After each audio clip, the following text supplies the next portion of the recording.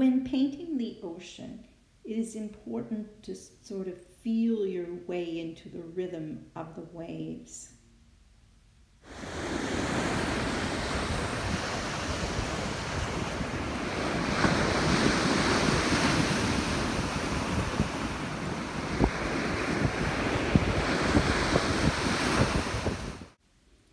Other times the sea is calm, and it is that energy that you're wanting to pick up and capture on the canvas in layers of brush strokes. Whatever it is that you're deciding to work on when it comes to the sea, you need to take lots of time to observe and observe closely. Sometimes I do this in slow motion, just so I can see the patterns of how the water is moving next to the shore or out into the open sea.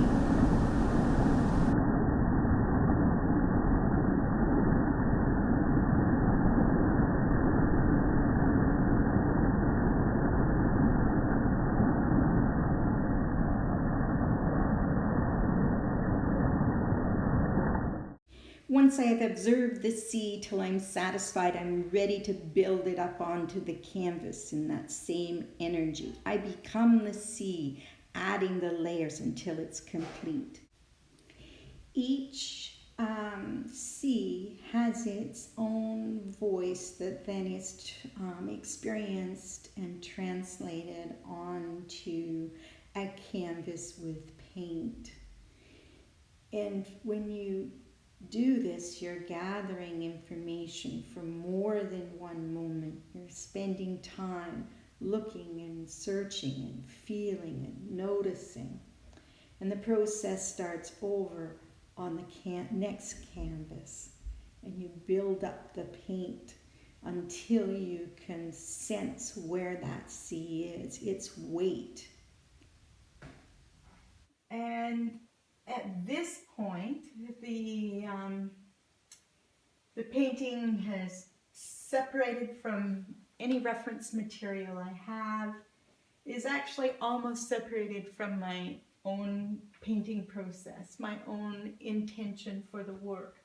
Now it feels like it's breathing on its own.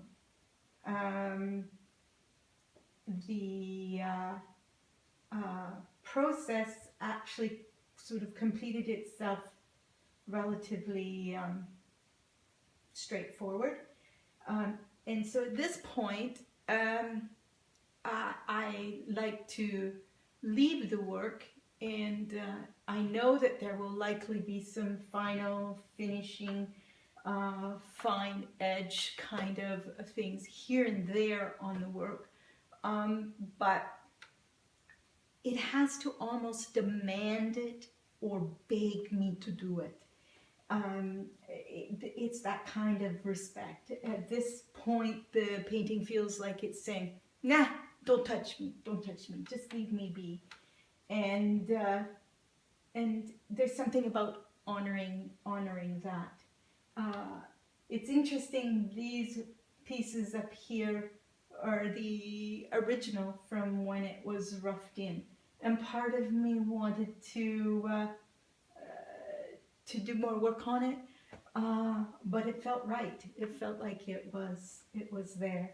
In here, there might be some more darker areas come back into the work.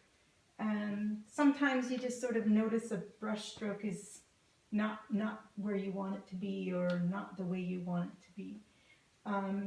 Very little of this is actually, I think there's a dab of white in here, but most of it is mixed with another color. A lot of this is quite blue, and I don't think you can see that. I don't think the camera picks that up.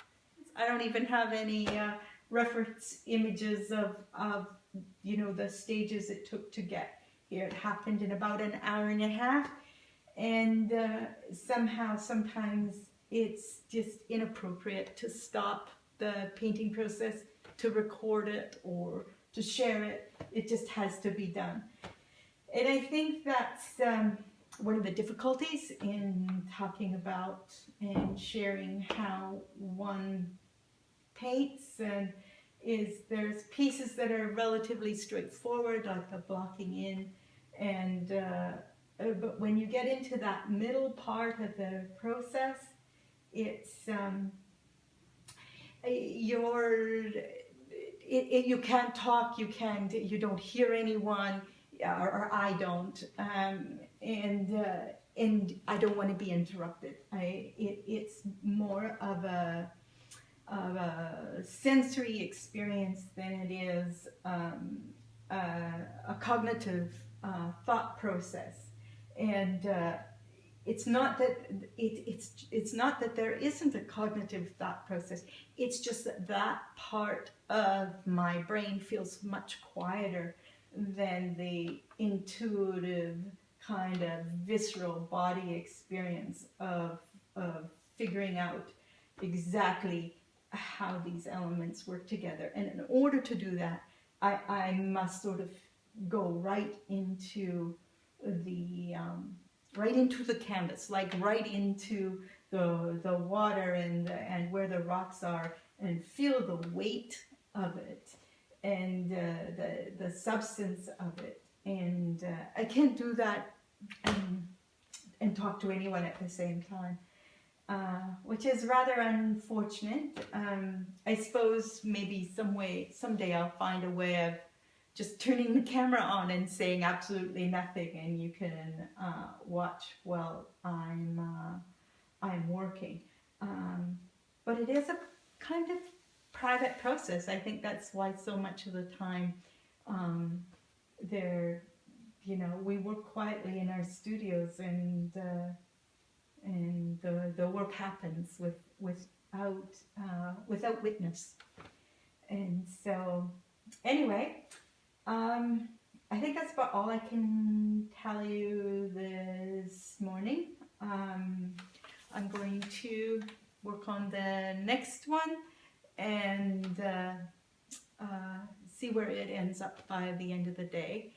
So thank you very much. What I will do, so you can see that this is really just paint, and it's really just very raw brush strokes, is I will take a couple of detailed images of different sections of this, and I'll just do it with my iPhone, and then you can see that up close it really doesn't look like much at all. In this, you can see how it's important to lay down a brush stroke over top of another brush stroke and leave it, and that is part of what captures the energy of and movement of the sea. This is of the finished painting, and you can see how it all built up over top of each other. And then we're on to the next seascape, gathering reference material, doing a study to see what it's going to be like, starting to build it up and outline it on a canvas, and getting it to a place where you sort of know where all the shapes are, and finishing it off with that whole body and movement of the sea. That's what it's all about.